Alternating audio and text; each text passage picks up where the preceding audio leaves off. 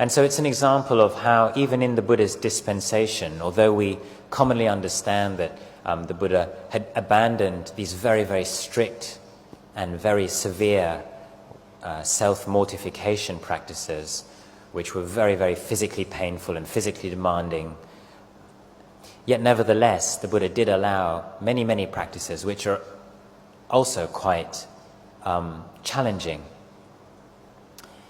And the word Dutanka means literally the shaking off. The understanding or the implication is that these practices help us shake off our defilements or our unwholesome, destructive emotions, or essentially our greed, our craving, our negativities, and our ignorance bound up with conceit and the attachment to a sense of self and wanting things our way and not wanting things another way. So undertaking certain practices where we push a little harder, a bit more than the usual monastic code, the Buddha actually allowed these. So just very briefly, what are these Dutanka practices? The word tudong then comes actually from a certain amount of practices. And the importance or the significance is that it's these practices which are in one sense will define a forest monk and the Ajahn Chah lineage and other forest monasteries in Thailand today, as well as in Sri Lanka and to a certain extent in Burma. So if I can remember them, there are 13 of these practices all in all, and the first two are to do with robes. These are the robes we wear. And the first practice which a monk can voluntarily undertake in order to wear away, to push a little bit against the defilements, is to wear only 3 robes and to only possess 3 robes. So you have one robe, it's called your upper robe, you have one here which is called your lower robe, and a third robe which is 2 layers is called your outer robe. And apart from that, not to have any other pieces of clothing. That's the strictest application of this 3-robe practice. Very, very challenging.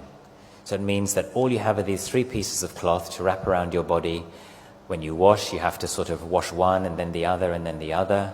If it gets dirty, you have to, go with it dirty for a while. If it's cold, which it is in India and even in Thailand and north of Thailand, north of Burma, it's very, very cold. So it would mean going without extra blankets, extra hats, extra things like that. Certainly no socks and pullovers and jackets. Now, of course, you perhaps can't do that in the West. But in Asia it's still possible, although it's very challenging. And so there were monks in those days, and still today, who undertake this practice. I was talking to one monk recently, and I was just asking him, how do you do it? So he's describing when you wash, how to wash one after another, and how to sleep, maybe even sitting up with your robes just wrapped around you make a little sort of tent with your robes to keep warm. So it's very challenging, but possible, and it's a way that even these days, some monks, very few, are able to keep close to the Buddha's allowance. Robe cloth would have been hard to come by, and so this practice would have been something which was quite challenging, but also perhaps at sometimes necessary. Another Dutanka practice to do with robes is the practice of using what we call bangsakula, or corpse cloth, or refuse rags. So basically these robes were made from sewing many, many pieces together. We have a pattern, and the robes would have been joined by many, many different pieces in the rice paddy pattern. And so rather than accepting bits of cloth which generous lay devotees like yourselves would come and offer to the monks, there was the tradition to go around and one by one gather small pieces from the side of the road or from a waste heap, or to take a piece of cloth, the white cloth that they wrap around a corpse. You would take a corpse or a body to a charnel ground and wrapped in a white cloth, and the monk was allowed to take that cloth because it had been abandoned. It's not stealing. So then to take it, to wash it, and then cut it and sew it, and then dye it with the traditional brown color, and then wear it. So one it's a practice where you avoided getting fine robes and have wealthy lay donors giving you nice big robes. As well as if you take up the corpse practice, you have this constant reminder of your own death by being wrapped in a shroud. And again, this is a practice we can still do today in Thailand, where they bring the body to the monastery for cremation, wrapped in a white cloth. And after 1 or 2 days, some of the bodily fluids have oozed out onto the cloth, and these stains will never go away. So you always have a slight patch here and there, and you remember that that's the nature of the dead body. So I'll try and move through them quickly now. There are certain other practices to do with what we call bindabata or alms round.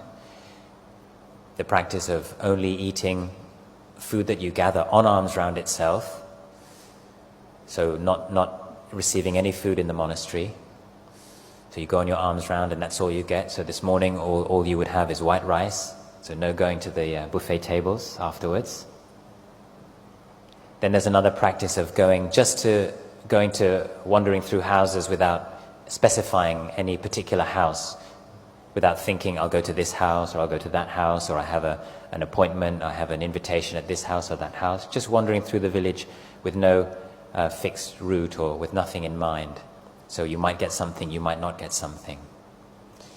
Another practice is to eat only on one occasion. Only you sit down, you have your food, and only at one time. So in most Thai forest monasteries, this is still observed. We eat one meal a day at 8 a.m. or 7:30 or 8:30, but only once. And you can be quite strict with this. So even a small snack or a drink of milk would be considered a meal. So you would make sure you only have one time when you take anything, any solid food or anything like that. Another practice is to do with the bowl. You've seen we have these alms bowls, is to put everything in your alms bowl. So that means not to have little dishes with nice sweets and cakes or soup, or not to use the bowl lid for your fruits, just to have everything in the bowl and it's all in there and you mix it all together. Rice, curries, sweets, fruits, everything. Again, this goes against the stream. Many people just find this, even the thought, disgusting.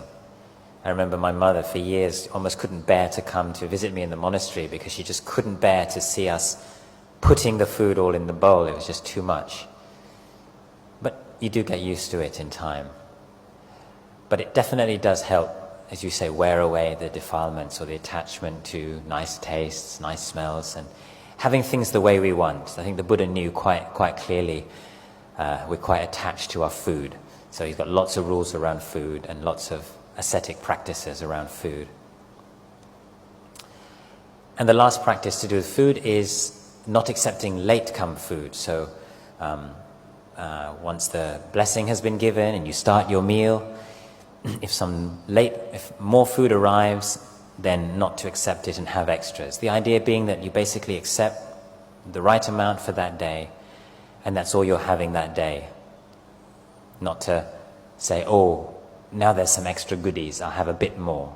The idea is you have just the right amount and you make a clear determination. When I start my meal, that's good enough. This is what I'm having for the day. Then there are some practices regarding our living environment. So you just saw the video, and some of our branch monasteries there, the monks, they're not living in huts or buildings or kutis. So the first Dutanka or ascetic practice around living is simply you can live in a hut, but to live in a forest rather than in a city area. That's a Tudong or Dutanka practice. Another practice is to live in what we call a charnel ground or a cemetery or a cremation ground. So you're living in a place where dead bodies come to be either just simply thrown away or dumped there to decompose, or buried or burned. Now, living in a place like that, I don't know, it may be that some of you are scared of ghosts, and it definitely is something where you do think about these kind of things. It's quite challenging. And of course, one is always with death, so you know other